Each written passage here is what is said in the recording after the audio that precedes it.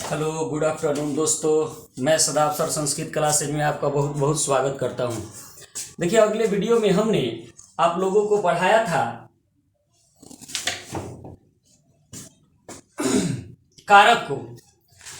आज जो मैं आप लोगों को पढ़ाने जा रहा हूं, क्लास 10 में ऑब्जेक्टिव क्वेश्चन धातु से, मूल धातु से भी पूछता है, लकार से पूछता है। तो इसके लिए लकार याद रहना जरूरी है। अगर पांचों लकार जिनको याद हुआ होगा या जो लोग पांचों लकार पढ़े होंगे उनको आज का वीडियो समझ में आएगा। पार्ट 9 है, आप पार्ट 10 है, पार्ट 9 है, ये पार्ट 9 है। पार्ट 1 में लट लकार, पार्ट 2 में लंग लकार, पार्ट 3 में लिरिट लकार, पार्ट 4 में लोट लकार, पार्ट 5 में विधि लिंग। पांचों लकार को 5 पार्ट में मैंने डिवाइड करके पढ़ाया है। पार्ट 6 जो है, पार्ट 6 में अस धातु का लट लकार पर मैंने अनुवाद बताया है। पार्ट 7 में अस धातु के लंग लकार पर बताया है। और पार्ट 8 में आज मैं धातु से, मूल धातु से संबंधित कुछ प्रश्नोत्तर कराऊंगा आप लोगों को, जो कि बहुत ज्यादा एग्जाम में कंफ्यूजन रहता है इसके बारे में, तो इसको मैं क्लियर कराऊंगा। आइए देख लेते हैं। पहला सारणी जो है, सारणी मैं खींच करके लिखा हूं यहाँ पे। पहला सारणी मूल धातु है, दूसरा सारणी परिवर्तित रूप का है, तीसरा सारणी निर्मित रूप का है, चौथा सारणी अर्थ का है और पांचवा सारणी लिरिट लकार का है। तो मेन हम लोग को मतलब है मूल धातु और लिरिट लकार से, इसी में ज्यादा कंफ्यूजन होता है। जैसे कि गम धातु है, गम धातु है, लेकिन 4 लकार में इसका रूप गच्छ से चलता है। लट लकार में जैसे चलता है रूप गच्छति गच्छत गच्छन्ति गच्छसि गच्छत गच्छत गच्छामि गच्छाव गच्छाम। लग लकार में चलता है अगच्छत अगस्ताम अगच्छन अगच्छाव अगस्तम अगच्छत अगच्छम अगच्छाव अगच्छाम। लोट लकार में चलता है गस्तु गस्ताम गच्छन्तु गच्छ गस्तम गस्त गच्छानि गच्छाम गच्छाम। विधिलिंग में चलता है गच्छेत गच्छताम गच्छेयु गच्छे गच्छतम गच्छेत गच्छेम गच्छेव गच्छेम। लेकिन लिरिट लकार में गच्छ से नहीं चल करके इसका रूप गम से चलता है। गमिष्यति गमिष्यत गमिष्यन्ति गमिष्यसि गमिष्यथ गमिष्यत गमिष्यामि गमिष्याव गमिष्याम। इसी प्रकार से पट धातु है, तो पट धातु का रूप जो है पांचों लकार में पट से ही चलता है। धातु तो पट है, लेकिन पट से पांचों लकार में रूप चलेगा। उसके बाद वध धातु है, इसका रूप पांचों लकार में वध से ही चलेगा। देखिए, जब मूल धातु है ना, तो मूल धातु में हलंत है और जो परिवर्तित रूप है उसमें हलंत नहीं है। लेकिन मूल धातु के अगर लास्ट में आकार हो, ह्रस्वी हो, दीर्घ हो, ह्रस्व हो, दीर्घ हो, तो उसमें हलंत नहीं रहता। अगर कोई अक्षर अकेले रहेगा ना, तभी हलंत रहेगा मूल धातु में। वध धातु है, तो वध धातु का रूप जो है वध से ही पांचों लकार में चलेगा। अस्था धातु है, तो अस्था धातु का रूप 4 लकार में तिष्ठ से चलेगा, लेकिन लिरिट लकार में रूप इसका चलेगा अस्तास्यति अस्तास्यत अस्तास्यन्ति अस्तास्यसि अस्तास्यत अस्तास्यत अस्तास्यामि अस्तास्याव अस्तास्याम। उसी प्रकार से घरा धातु है, इसका रूप जो है जिग्र से चलता है। चारों लकार में जिग्र से रूप चलेगा। लट लकार, लंग लकार, लोट लकार, विधिलिंग जिग्र से रूप चलेगा। लेकिन लिरिट लकार में इसका रूप चलेगा घरास्यति घरास्यत घरास्यन्ति घरास्यसि घरास्यथ घरास्यथ घरास्यामि घरास्याव घरास्याम। उसी प्रकार पत धातु है, तो पत धातु का रूप जो है पत से ही पांचों लकार में चल जाएगा। अब है दृश्य धातु, तो दृश्य धातु का रूप जो है पस्य से चलता है और पस्य से इसका रूप 4 लकार में ही चलता है। पांचवा लकार लिरिट लकार में रूप जो है पस्य का रूप चलता है लिरिट लकार में दरक्ष से।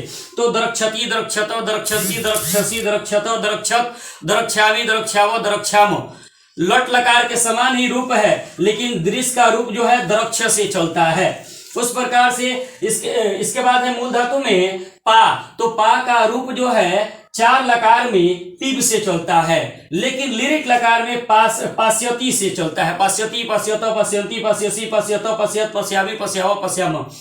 अगला धातु है मूल धातु प्रक्ष, तो प्रक्ष मूल धातु का रूप जो है पृक्ष से चलता है। तो 4 लकार में पृक्ष से चलता है, लेकिन पांचवा जो लिरिट लकार है, लिरिट लकार में इसका रूप चलता है परक्षति परक्षत परक्षन्ति परक्षसि परक्षत परक्षत परक्षामि परक्षाव परक्षाम।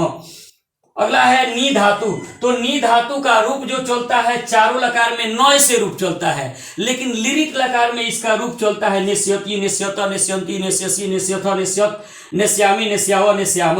धाव धातु है, तो इसका रूप धाव से ही चलता है।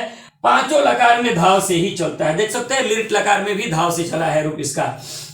अगला है भू धातु, तो भू धातु का रूप जो है 4 लकार में पांचों भू धातु का रूप भौ से चलता है और पांचों लकार में भौ से ही रूप चलता है। अगला है खाद धातु, तो खाद धातु का रूप खाद से ही चलता है। लेकिन खाद से ही चलता है, और पांचों लकार में रूप खाद से ही चलाया जाता है। देखिए इधर परिवर्तित रूप और मूल धातु में अंतर है, मूल धातु में हलंत है, परिवर्तित रूप में हलंत नहीं है। तो इस बात पर याद रखना है, ये मूल धातु को याद रखना है, और किसका लिरिट लकार में रूप कैसे चलेगा इसको याद रखना है। ये फर्स्ट वाला सारणी और ये लास्ट वाला सारणी, ऐसे सब याद करने के लिए आप ऐसे याद कर सकते हैं, गम गच्छ गच्छति गमिष्यति, पट पट पठति पठिष्यति, वद वद वदति वदिष्यति, अस्था तिष्ठ तिष्ठति अस्थास्यति, घ्रा जिग्र जिघ्रति घ्रास्यति, पत पत पतति पतिष्यति, दृश पश्य पश्यति द्रक्षति, पापी पिबति पास्यति, प्रक्ष पृक्ष पृक्षति प्रक्षति, नी नय नयति नेष्यति, धाव धाव धावति धाविष्यति, भू भव भवति भविष्यति, खाद खाद खादति खादिष्यति। इस एग्जाम में क्वेश्चन पूछा जाता है, जैसे मान लीजिए पूछ देता है वदति किस लकार का रूप है, तो वदति तो लट लकार में है, लेकिन पूछा जाएगा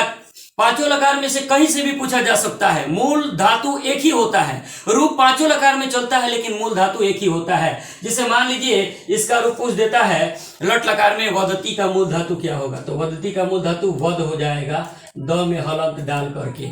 इसी प्रकार से लंग लकार में पूछ दे अवदत अवदतम अवदन अवद अवदतम अवदत, किसी को पूछ दे जैसे अवदन का मूल धातु क्या होगा, तो वद ही होगा। यानी कि पांचों लकार में रूप चलाकर कहीं से पूछ देता है कि मूल धातु क्या है, तो मूल धातु वद ही होगा। उसी प्रकार ये तिष्ठ का रूप चारों लकार में चला देता है, अस्थास्यति के रूप को चला करके कहीं से पूछ देता है कि इसका मूल धातु क्या होगा, तो अस्था होगा। जिसे में हम अगर पूछते हैं कि तिष्ठन्तु लोट लकार में तिष्ठतु तिष्ठताम तिष्ठन्तु, तिष्ठन्तु का मूल धातु क्या होगा, तो अस्था होगा। अगर आपसे पूछा जाता है जिग्रति जिग्रता जिग्रंती, कहीं से भी पूछ दिया जाए, या अजिग्रत अजिग्रताम अजिग्रन, पांचों लकार में से किसी में रूप चला करके आपसे पूछ देता है कि मूल धातु क्या है, तो घरा होगा। इसी प्रकार से इन सब का आप लोग देख सकते हैं मूल धातु क्या है। जैसे में आपसे पूछ दिया जाए कि पृक्षति का मूल धातु क्या होगा, तो प्रक्ष हो जाएगा। आपसे पूछ दिया जाए कि भवंती का मूल धातु क्या होगा, तो भू हो जाएगा।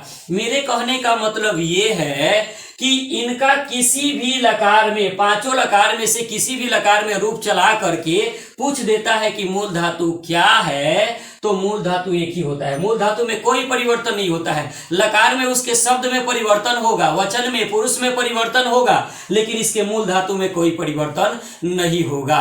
तो ये मूल धातु से कुछ प्रश्न ऐसे ही एग्जाम में पूछे जाते हैं। जैसे मैं एक और क्वेश्चन मैं आपसे पूछता हूं, द्रक्षति किस लकार का रूप है। आप देख सकते हैं द्रक्षति, जो लोग पढ़े होंगे वे लोग कह देंगे कि लट लकार में रूप है, लट लकार के तरह ही रूप है, लेकिन इसका रूप लट लकार में पश्यति पश्यता पश्यंती से चलता है, और लिरिट लकार में इसका रूप द्रक्षति द्रक्षता द्रक्षंती से चलता है। तो लिरिट लकार में क्या हो जाएगा, द्रक्षति द्रक्षता द्रक्षंती, यानी कि द्रक्षति लिरिट लकार का रूप हो जाएगा। अगर दे देता है एग्जाम में ऐसे पूछ देता है पश्यति का मूल धातु क्या होगा, तो पश्यति का मूल धातु दृश्य होगा। अब दृश्य में ध्यान रखना है कि स्व में हलंत रहेगा। ऑप्शन जो दे देता है उसमें से हलंत भी हटा देता है, पश्य भी दे देता है, तो इस बात पर आप लोग को ध्यान रखना है। अगर दे देता है पिबती का मूल धातु क्या होगा, तो पा होगा। इसका रूप पांचों लकार में से कहीं से चला करके दे देगा कि मूल धातु क्या होगा, तो मूल धातु पा ही होगा। उसी प्रकार पृक्षति का पांचों लकार में रूप चला करके कहीं से क्वेश्चन पूछ दे कि इसका मूल धातु क्या होगा, तो प्रक्ष ही मूल धातु हो जाएगा। तो ऐसे मूल धातु को एग्जाम में पूछा जाता है। और भी कुछ मूल धातु है, जैसे में दे देगा जही, जही किस लकार का रूप है, तो जही जो है लोट लकार का रूप है, दा धातु का है, ये दा धातु, इसका धातु होता है दा धातु। उसी प्रकार से